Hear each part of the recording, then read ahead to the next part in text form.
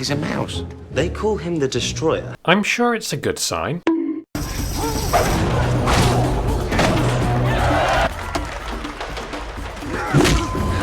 That turned quickly.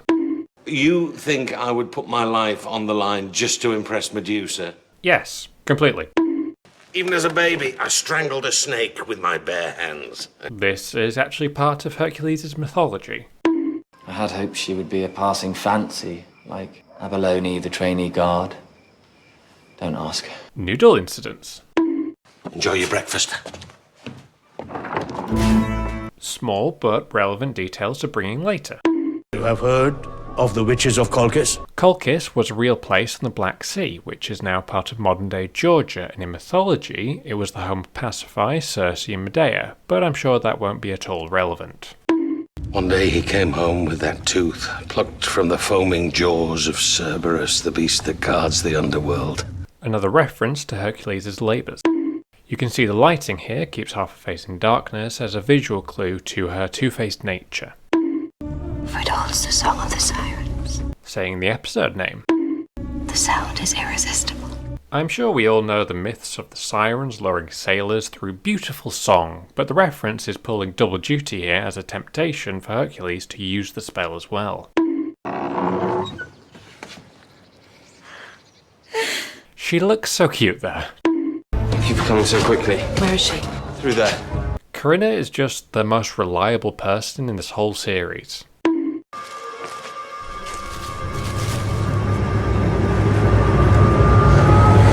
Not what you usually expect from someone following you. Snort once, if you are indeed my old friend. That's one way to get an answer. Circe turned him into a pig. A Circe classic after turning Odysseus' crew into pigs as well. Now, don't worry, old friend. We'll save your bacon. Puns. Would you be worried if I said I think it was after you? No, I'd be fine with that. I mean, it's becoming standard fare for these guys. Epic jump attacks. Well, that's not creepy. Hercules and Medusa are good people and they deserve no part in your games. Friendship. I would feel I'd deserted them. I'd let something very wrong occur. I would feel that I'd cared too much for myself. This is turning into a therapy session. Where will I find your sister? In the palace of Atlantis, where she is queen. That complicates things a little. You told her that no words could express my regret. I mean, a crumb of credit for honesty at least. If she had known, she would have caught you, roasted you, and fed you to the birds. But let's be fair, that's a completely reasonable reaction. But I would kill Pasiphae. Jason. This part gets better / worse for Jason on a rewatch. Sorry. I should have told you. Apologies. Why is the rum always gone? Oh, and if I could have what you've so carefully hidden in your hand. That scuppered those plans real quick. And Corinna? Friendship. I have no desire to punish the innocent. Why don't I believe that? Why agree to meet me? So that you could understand that we must bow to our fates. Also, trying to save your life, Jason, let's be fair. If the choice had been mine alone, I would not leave you for one moment. That's cute. I need no token to remember you. Still. Double cute.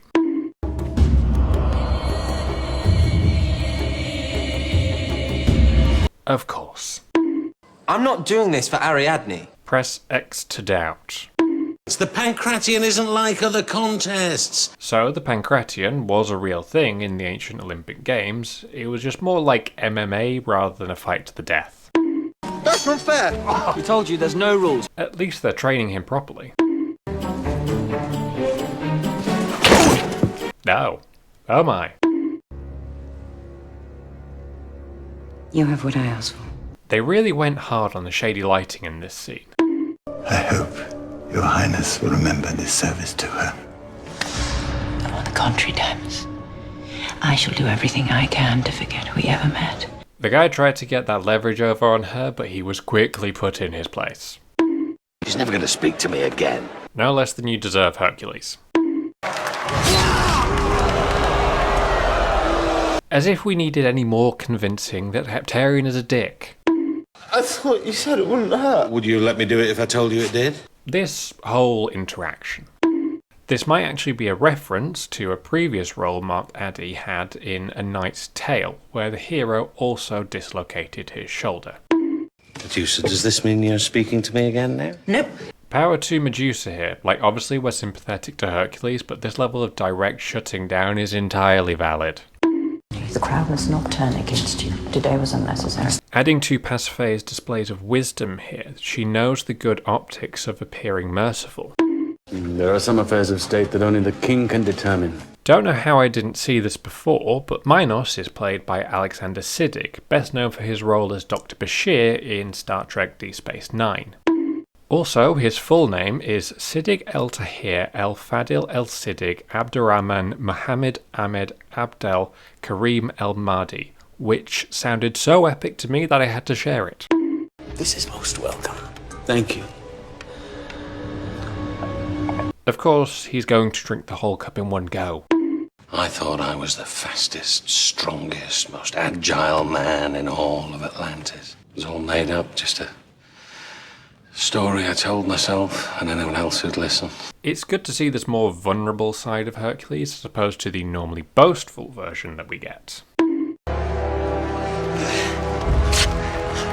Kudos for restraint there, Heptarian.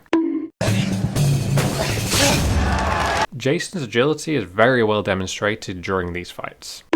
I made a promise. A sacred oath to Poseidon. And after everything Jason has seen, there's a good chance he really believes in the gods too. Okay, previous kudos rescinded. He knows if he can knock you down, he'll keep you down. Well, that advice didn't last long. So you can see from the fabric colours in the audience, aside from one or two, the royal clothing is so much brighter in contrast, because obviously those dyes would have been so expensive compared to what working class people could afford. Even Heptarian's solid black would have been hard to obtain in comparison. For whom were you praying? No one in particular. Jason. Bless. She tried. Anyone you'd like to say goodbye to? Just you. Sassy remarks.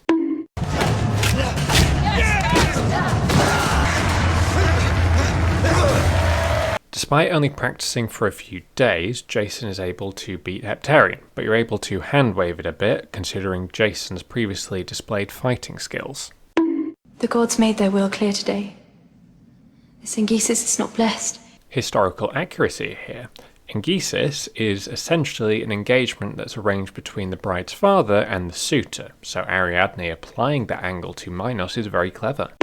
You were the man with years of experience, the superior fighter, and yet here comes some unknown boy. Adding to the justification of Jason's skills here. Also, get wrecked Heptarian. Then you are more stupid than you can possibly imagine. That quiet rage in her eyes there is great. Honestly, poor Corinna though. She was a good egg. There's nothing you can do, Ariadne.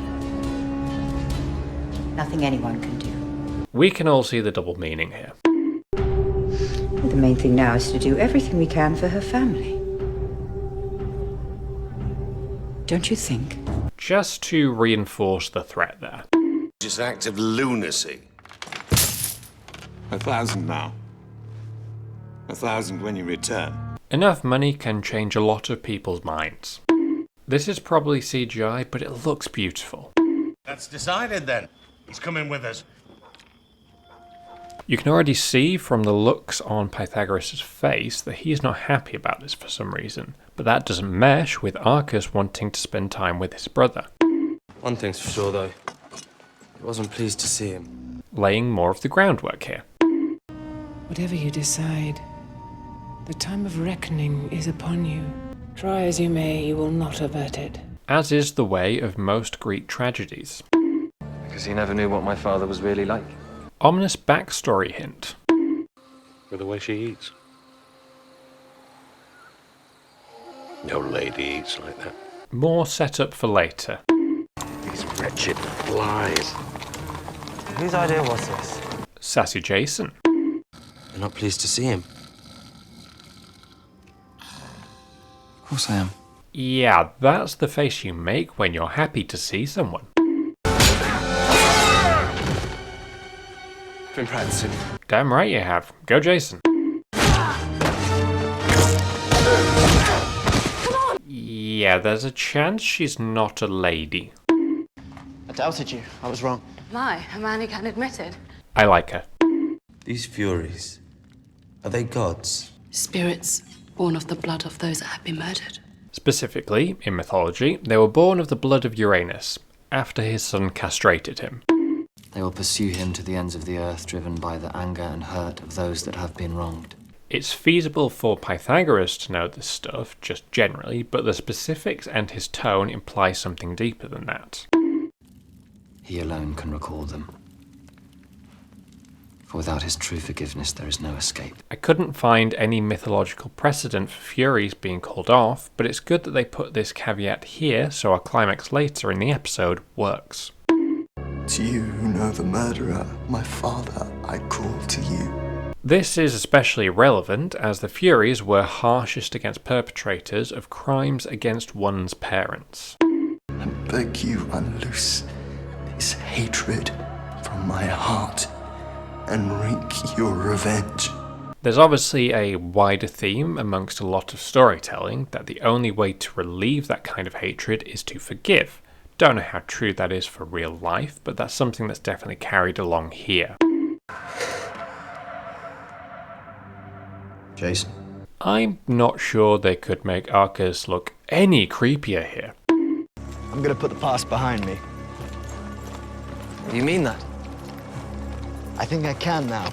Such a liar. Oh, I hate this desert. I thought you said it was lovely at this time of year. Is there ever a time of year the desert is lovely?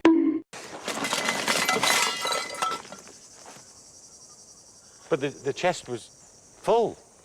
I swapped it. Clever Jason. Jump scares. We set out. You said we were to act as brothers. All well and good to say that before something like this happens. We're better than that. If we leave her here, she will die. Compassion. I've told you it's the desert, nothing more. And the more he repeats it, the less convincing he sounds. Jesus, that took a turn. It wasn't him. It was me. And there it is. All you need to do is show your forgiveness and the Furies will relent. And him turning away there must be heartbreaking for Pythagoras. His own brother is willing to let him die for accidentally killing an abuser. How long do you think we're going to live? You tempted fate there, Hercules. This is my fault. Survivor's guilt settling in that. People make mistakes and they should be punished. They should also be forgiven. I've made my decision. I'm counting it as a good writing win, but God, I hate Arcus. Not showing the Furies works in favour of the episode here. An unseen threat is much creepier. I knew he would never leave me. Using Pythagoras' kindness against him to keep him alive just that little bit longer. Pythagoras! Forgiveness, not in words, but in actions. I have my father's anger. That's clear, but knowing your own anger is half the battle. We have to take it back to Atlantis. Across the desert? Not sure how Hercules expected to get home. Subversion of tension there. Save your breath, Hercules. Most of you will probably recognise Anton Lesser for playing Qyburn in Game of Thrones. Sadly, this is the only episode we'll see him in this show, because he does do a great menacing villain. What's inside this box? That you do not need to know. You must deliver it to me unopened.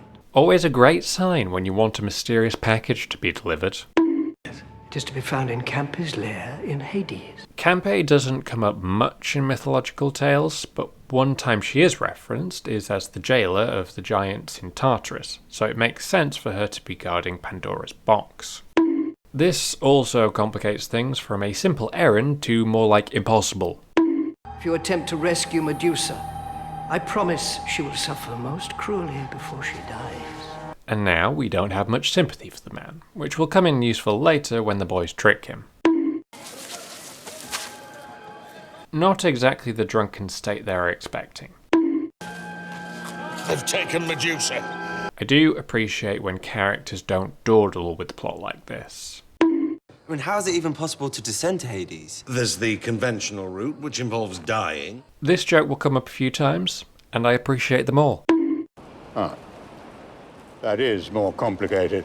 It's Game of Thrones all over the place today. This actor is Julian Glover, and his IMDb lists almost 200 parts since 1959, including Grand Maester Pycelle in Game of Thrones, and the voice of Aragog in Harry Potter 2. I thought you said that he was the only surviving member of his cult. Perhaps it's regaining its popularity. Levity. Kill him! What's the opposite of a marksman? Because Jason is that. You do not realize the dangers involved. This could be applied to most of the episode, but it hasn't stopped them yet. Thought it'd be warmer. Now that's the Christian afterlife. Of course that would happen. At least Pythagoras will have something to do on his side. Jason. Yay, Cyrus is back. All we know is it's to be found in Campe's lair in Tartarus. In case anyone isn't aware, Tartarus is an abyss that is used as a dungeon of torment and suffering for the wicked within Greek mythology. So it's really not somewhere you would choose to go. Oh, that ain't good. The corpse bearers have taken the bodies to be buried. Oh, that really ain't good. Nah, that would be too easy. Perhaps your neighbor was referring to Thanos. Someone make a Marvel reference. You will find him across the far side of the city. Of course he is. What will they do to us? They'll suck all life from you, keeping you in the dark and suffering for all of eternity. I appreciate that he's very clear about what will happen to them. Sometimes writer will say something vague like, a fate worse than you could possibly imagine, which never feels like a proper explanation. But here, Cyrus is saying they'll be trapped down here and it will suck forever. It's proper reasoning. I'll fully admit, that made me jump out of my skin during my first watch through.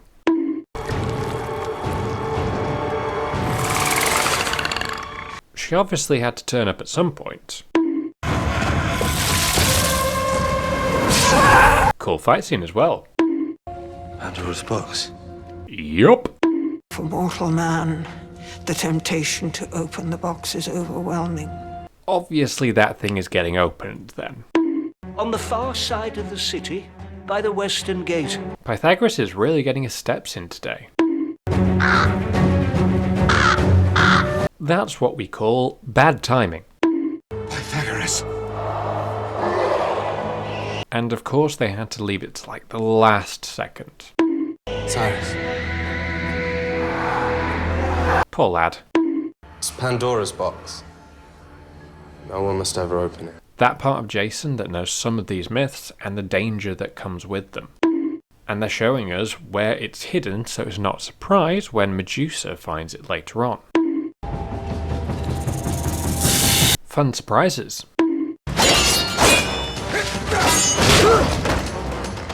Pythagoras' smile there is adorable. Also, he's just been a bit of levity in this pretty dour episode. Told her to return to the house. The box. It's a bit hard for us to watch this as an audience, because obviously we know what's going to happen, and that it's inevitable, which makes it all the more heartbreaking. Where did these statues come from? They're not statues. The dawning realization. Whatever you do, you must not look at Medusa. Like shown earlier in this episode, this is where Jason's foreknowledge works best, because obviously the story of Medusa isn't a niche one, but us and Jason knowing about it has made this build-up and payoff all the more dissatisfying in the best way. Curse you, and curse the gods. Do your worst. Making an enemy of a Greek god is always a bad idea, but I can't find myself to blame for Jason in this moment.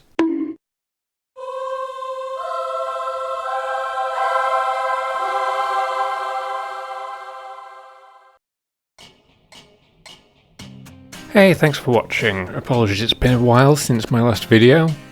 Life happened. Yeah, that's kind of it, just life happened. Anyway, thank you for watching. I hope you enjoyed. Let me know if you think there's any wins I missed out, or if there's any that I gave which you thought were nonsense. Just let me know down below. And hopefully I will see you in a shorter time period than this one was. Bye.